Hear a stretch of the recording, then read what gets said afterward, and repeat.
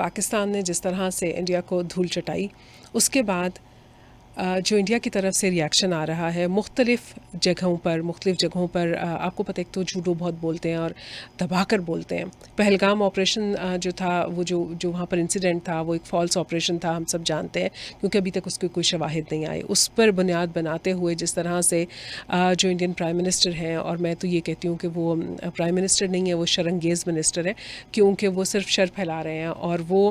ان کا جو ایکشن تھا، اور اس کے ساتھ پھر ان کے جو مزید وزیر مشیر شامل ہیں، جیسے امت شاہ ہیں، جیسے دیول صاحب ہیں، یہ سارے لوگ جو ہیں یہ تو بات کر ہی رہے ہیں نا، فالس آپریشن کے بعد فالس ایلیگیشنز، فالس وکٹری، ہر چیز جھوٹ پر مبنی ہے۔ مجھے لگتا ہے کہ وہ ایک اپنی کسی یوٹوپیا میں ہیں اور اس میں سے وہ نکلنا ہی نہیں چاہ رہے ہیں۔ تو آپ جس بھی فورم پر دیکھیں گے وہ بات کر رہے ہیں، وہ اپنے لوگوں کو اصل میں بیوقوف بنا رہے ہیں، اور مسلسل بناتے چلے جا رہے ہیں، کیونکہ ہم تو جانتے ہیں ہمارے شہر الحمدللہ بالکل سلامت ہے، خیریت سے ہیں، ہم لوگ آگے بڑھ رہے ہیں زندگی میں، ہم موو آن کر رہے ہیں، اور ہم اپنے آپ کو بہتر کرنے کی کوشش بھی کر رہے ہیں۔ لیکن یہ جو اس طرح کے فالس آپریشن اور فالس ایلیگیشنز ہیں، ان کے لیے ان کو میرا خیال ہے کہ اب جو ہے وہ عالمی جو عدالت انصاف ہے وہاں پر لے آنا چاہیے، اور ان سے سوال پوچھنا چاہیے کہ ایک ایسے ایٹمی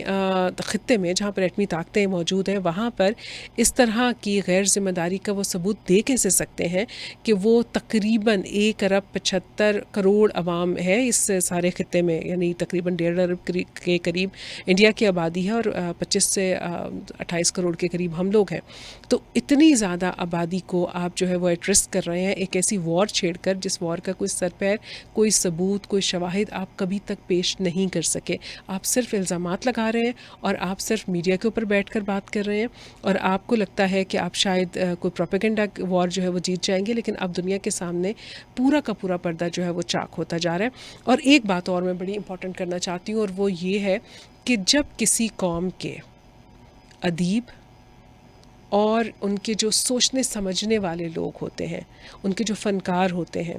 وہ اور اساتذہ، یہ جب نفرت انگیز یعنی ہیٹ سپیچ کرنے لگے نا، تو آپ سمجھ جائیے کہ وہ قوم اپنے اخلاقی دیوالیہ کی ایکسٹریم پر پہنچ چکی ہے، اور اب انڈیا سے ہمیں ایسی ہی خبریں آ رہی ہیں۔ آپ جانتے ہیں ایک مشہور مصنف ہیں، شاعر ہیں، جاوید اختر صاحب، پاکستان بھی وہ ادبی محفل میں آتے تھے، بڑی ان کو ہم نے عزت دی، احترام دیا، لیکن ہمیشہ وہ پاکستان مخالف باتیں کر رہے ہوتے تھے۔ اب انہوں نے فرمایا یہ ہے کہ اگر ان کو موقع ملے کہ وہ پاکستان یا جہنم میں سے کسی ایک جگہ جانے کا انتخاب کریں تو وہ جہنم میں جائیں گے، تو جناب آپ شوق سے جائیے، ہم تو ویسے ہی کہتے ہیں کہ اگر آپ چاہتے ہیں تو روڈ میپ ہم آپ کو دے دیتے ہیں، اور آپ جائیے اور